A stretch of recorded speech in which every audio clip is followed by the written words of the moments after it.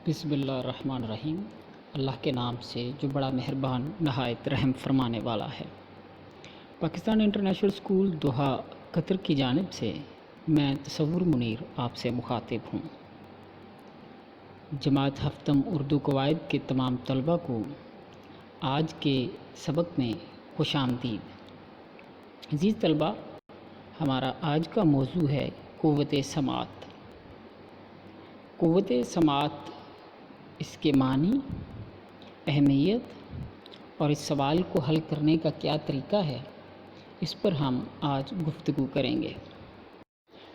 अज़ीज़ तलबा, समात के लुग़वी मानी हैं सुनना, सुनकर समझना, जबकि क़ुव्वत के मानी हैं सलाहियत, किसी काम को करने की अहलियत रखना या ताकत के।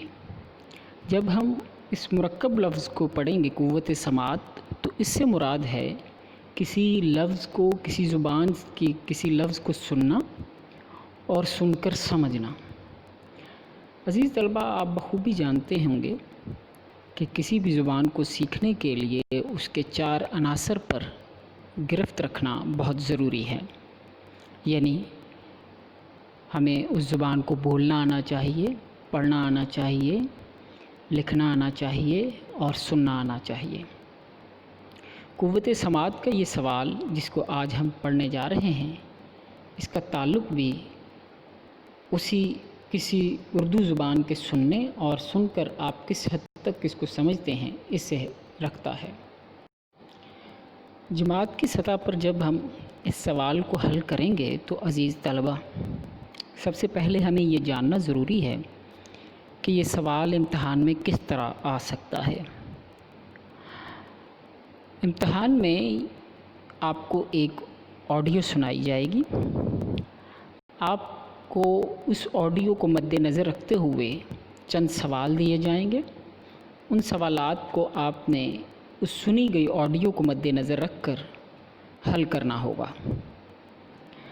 आप दी गई ऑडियो को गौर से सुनेंगे और आपको उसके बाद जो सवालनामा फ़राहम किया जाएगा उसे हल करोगे। क़ुव्वत समात का मकसद और इसकी अहमियत। ज़ुबान की दरस व तदरीस में समात का अहम किरदार है। तलबा क़ुव्वत समात की मश्क से किसी ज़ुबान के अल्फाज को सुनकर समझने की सलाहियत हासिल करते हैं। इम्तहान में तलबा सुनाई गई ऑडियो को सुनकर ही इसके सवालात के जवाबात देंगे। आप जानते हैं कि इस सवाल को आपके इम्तहान में आपकी उर्दू को समझने, सुनकर समझने की अहलियत को जांचने के लिए शामिल किया गया है। इसी सिलसिले में अभी आपको एक ऑडियो सुनाई जाएगी। इसको बगौर सुनने के बाद आपको जो वर्कशीट दी जाएगी, इसको आप हल करेंगे। एक था बहुत खूबसूरत घर जहाँ रहती थी 3 बहनें। सबसे छोटी तो बहुत ही खूबसूरत थी, मेरी तरह हर वक्त हंसती रहती, दूसरों के काम आती और घर के सब काम भी करती। इसीलिए उसका नाम रखा गया था ब्यूटी। और बाकी 2 थीं बिल्कुल आपकी तरह, हर वक्त लड़ने पर तैयार, कामचोर, काम की नाकाज की, दुश्मन अनाज की। ब्यूटी सबकी मदद करती तो ये मदद करने के बजाय उसका मजाक उड़ाती। इन बहनों के अब्बूजान ताजिर थे, बहुत अमीर, मगर फिर एक वक्त ऐसा आया कि वो गरीब हो गए। उन्होंने बच्चियों को बुलाया और कहा कि अब चूंकि उनके पास फजूल खर्चियों के पैसे नहीं, लिहाजा सब एक छोटे से घर में रहने जा रहे हैं। खैर, नए घर में प्यारी ब्यूटी घर के सब काम काज अपने हाथ से करती, अपने अब्बू की खिदमत करती और फिर वक्त मिलता तो अपनी कहानियों की किताबें भी पढ़ती। मगर उसकी चिड़चिड़ी बहनें जो आपकी तरह थीं, वो रोती रहती कि हम गरीब हो गए, हमारे दोस्त हमसे जुदा हो गए, हाय हाय हाय, हमारे साथ कैसा जुल्म हो गया। और उसको देखो, ब्यूटी की बच्ची दाल दाल कच्ची, अब भी कितनी खुश है। ایک روز جب ان کے ابو جان سفر پر جانے لگے تو پوچھا، میری پیاری بچیوں، میں تمہارے لیے واپسی پر کیا لاؤں؟ میرے لیے بہت سے کھلونے اور میرے لیے شاندار کپڑے، سونے کے زیور بھی۔ مگر بیوٹی بولی، ابو جان آپ واپس خیریت سے آئیں، یہی سب سے اچھی بات ہے۔ اچھا، آپ لانا چاہیں تو گلاب کا پھول لیتے آئیں، کتنا خوبصورت ہوتا ہے نا وہ۔ چند دن بعد جب ابو جان واپس آ رہے تھے تو راستے میں جو جنگل پڑتا تھا وہاں رات ہونے لگی۔ ایک تو اندھیرا، دوسرے شدید بارش شروع ہو گئی۔ اف، کتنی شدید سردی تھی، ٹھنڈی ہواؤں کے چلنے سے آوازیں پیدا ہو رہی تھیں۔ مگر یہ کیا، یہ تو گھر ہے، جنگل میں گھر، ابو جان نے کہا اور گھوڑا اس گھر کی جانب دوڑایا۔ ہیلو، کوئی ہے؟ میں اندر آ سکتا ہوں؟ کوئی جواب نہ ملنے پر وہ اندر چلے گئے۔ باہر اتنی سردی اور اندر واہ کیا شاندار گرم کمرہ تھا۔ آہا، یہاں تو کھانا بھی رکھا ہوا ہے۔ انہوں نے تھوڑی دیر انتظار کیا، اتنی بھوک لگ رہی تھی کہ کھانا کھا لیا اور پھر بستر پر سو گئے۔ صبح اٹھے، کیا میں خواب دیکھ رہا ہوں؟ نہیں، یہ تو سچ ہے۔ اوہو، مجھے تو گھر جانا ہے، چلو سفر دوبارہ شروع کرتے ہیں۔ وہ گھر سے باہر نکلے تو باغ میں خوبصورت گلاب کے پھول دیکھے۔ ہاں، یاد آیا، پیاری بیوٹی، خوبصورت بیوٹی نے پھول کی فرمائش کی تھی۔ انہوں نے پھول توڑا ہی تھا کہ خوفناک چیز وہاں آ گئی۔ اف، کتنی خوفناک اور غصے والی تھی۔ میں نے تمہیں سونے دیا، کھانا کھانے دیا، میں نے سوچا تم مہمان ہو، مگر تم تو چور نکلے، چور، میرے پھول چرانے والے چور، اور چوروں کو معاف نہیں کیا جا سکتا۔ میں تمہیں اس چوری کی سزا دوں گا۔ میرا پیارا پیارا سرخ سرخ گلاب کا پھول توڑا تم نے، تو کیوں توڑا؟ ابو جان ڈر کر کانپ رہے تھے۔ مجھے معاف کر دو، واقعی میں نے غلطی کی، میری بیٹی، پیاری بیٹی نے اس کی فرمائش کی تھی، وہ مجھے بہت عزیز ہے، مجھے چھوڑ دو، مجھے نہ مارو۔ تمہیں چھوڑ دوں؟ ہاں ٹھیک ہے، مگر ایک شرط ہے، یا تو تم اپنی ایک بیٹی میرے پاس بھیجو گے یا پھر تمہیں خود واپس آنا پڑے گا۔ ابو جان اتنے گھبرائے ہوئے تھے کہ فوراً ہاں کہہ دی اور گھر جا کر بیٹیوں کو ساری بات بتائی۔ چھوٹی بیٹی بیوٹی نے کہا، ابو جان، یہ سب کچھ میری وجہ سے ہوا ہے تو میں اس کے پاس جاؤں گی۔ ابو جان ماننے کے لیے تیار نہ تھے، مگر بیوٹی نے کہا، آپ نے وعدہ کیا ہے تو میں جاؤں گی اور ضرور جاؤں گی۔ ہائے ہائے، ہماری پیاری بہن ہم سے جدا ہو جائے گی۔ دونوں بہنیں جھوٹی موٹی رونے لگیں، مگر دل سے خوش تھیں کہ بیوٹی سے چھٹکارا مل جائے گا، کیونکہ سب اسی کی تعریفیں کرتے تھے۔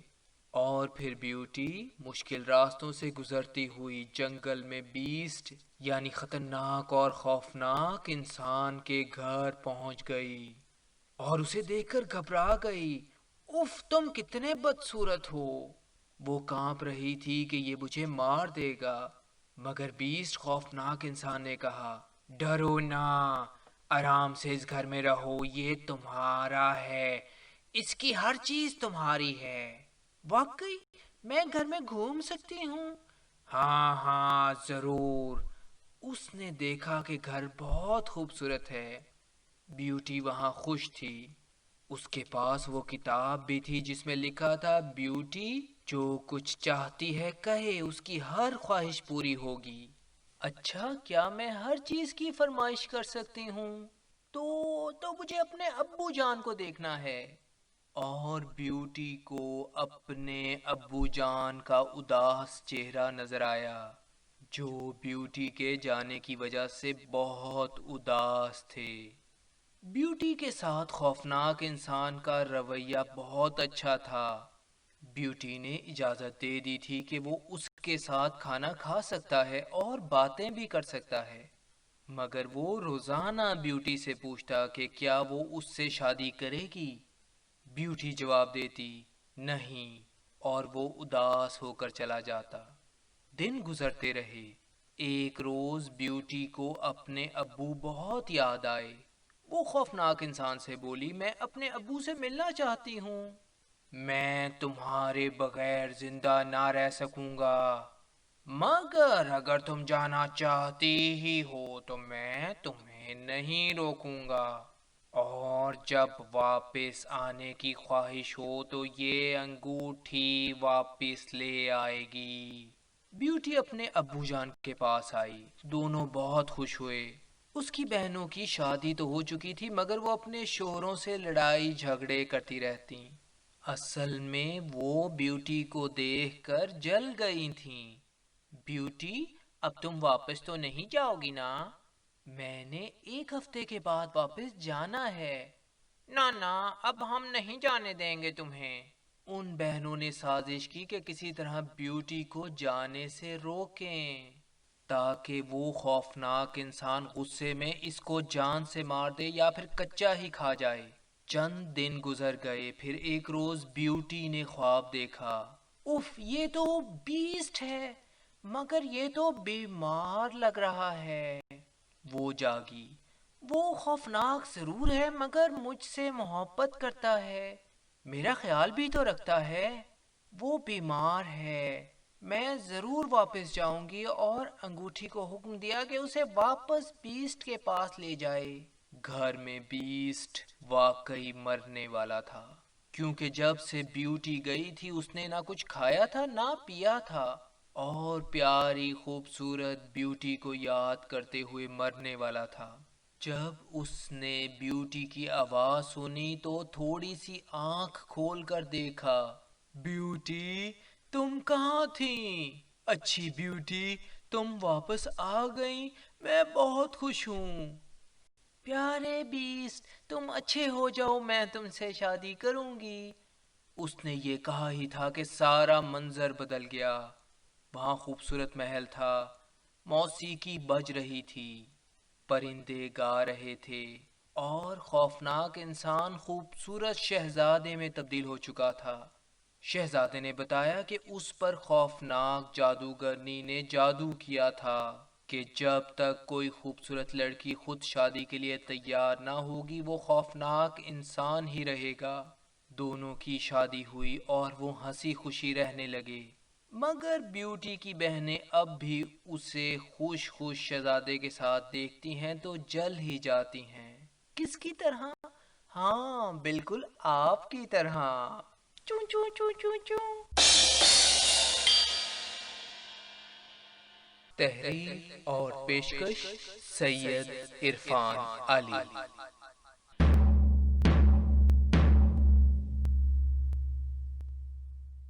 www.server عزیز طلبہ، آپ کو جو ورک شیٹ دی گئی ہے آپ اسے حل کریں۔ اس کے علاوہ انٹرنیٹ سے ڈھونڈ کر آڈیو کتب سنیں اور اردو ڈراماز کو دیکھ کر اپنی قوت سماعت کی امتحانی نقطہ نظر سے مشق کریں۔ آج تک کا سبق یہیں تک تھا۔ اللہ حافظ۔